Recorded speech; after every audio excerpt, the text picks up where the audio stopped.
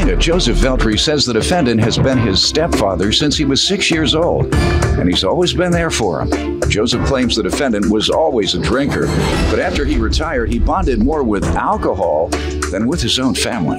Joseph is suing his stepfather because he breached an agreement they had regarding the purchase of a car. Defendant Odith Clark says he considers Joseph to be his own son, not his stepson, and he agrees that he has a problem with alcohol. Odith says he originally breached the agreement because he was having some medical issues, but now he doesn't feel he owes Joseph the full amount he's suing for. Tell me how you know the defendant. Well, Your Honor, he has been my stepfather since he was in my life since I was 6 years old. So he's, been my father. How old are you now? 19 years old. Okay. He's been great to me. He's been great to my family. Throughout the years, him and my mother, they occasionally drank now and then. It was just when they, it was when they wanted to. About when I hit high school, it got worse for my mother. She started heavily drinking. She ended up in the hospital because of it. She almost had a liver failure because of it. After that, she quit drinking. My stepfather, he was drinking a little more until he retired my sophomore year. When he retired, he basically bonded more with alcohol than he did the family. It became getting worse, when he would get DUIs and when he'd get in car accidents and stuff like that.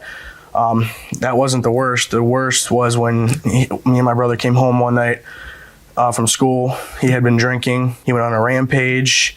He went after my mother. I restrained him from that. And then he went after my brother, and I proceeded to knock him down and restrain him. I ended up calling the police. The police ended up there. The ambulance took him to the hospital. I just knew right then and there I had to get out of that life. I could not be there anymore. What was that? This was a year and 2 months ago. When he retired, he basically bonded more with alcohol than he did the family. Me and my brother came home one night from school. He had been drinking. He went on a rampage. He went after my mother. I restrained him from that. And then he went after my brother, and I proceeded to knock him down and restrain him.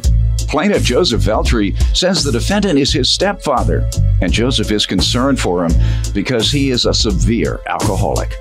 Sir, you want to tell me anything about the background? As far as Joe, he is my son. I don't call him my stepson. He's my son. As far as what he's saying about alcohol is very true. And like he said, his mother did quit. His mother's paralyzed now. She has a disease called RSD on the left side. She's in a wheelchair. As far as his brother and sister, I raised all three of them. Drinking, I'm working very hard on it. I did have a couple bad accidents.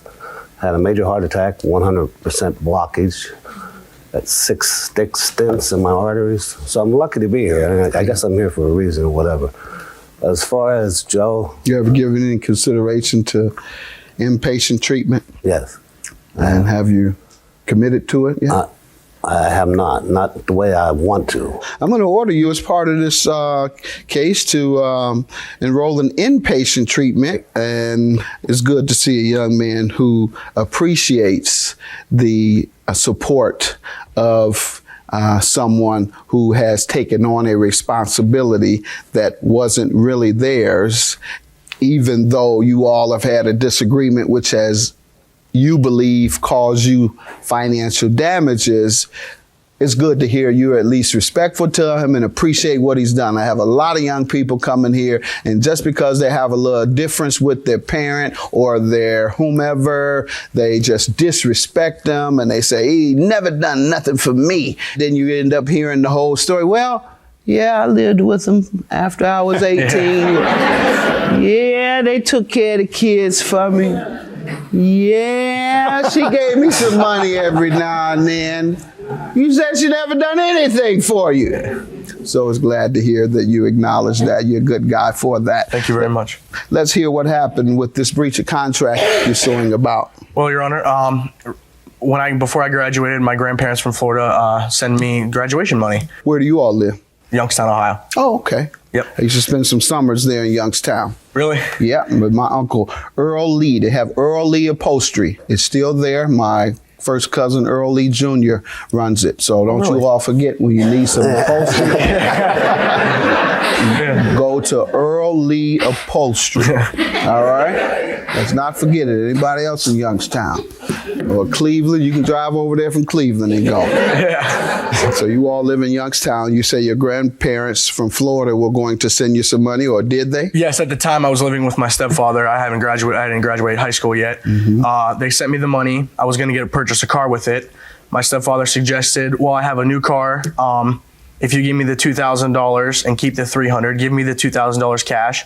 I will give you the new car, a very reliable car, for a year. You can drive it for a year, 3 months, whatever time it takes for you to get on your feet, get a job, get your own place, and save up for another car. Had the car for 2-3 weeks to almost a month, and he took the car from me. Why? He said that he couldn't afford the payments on it anymore.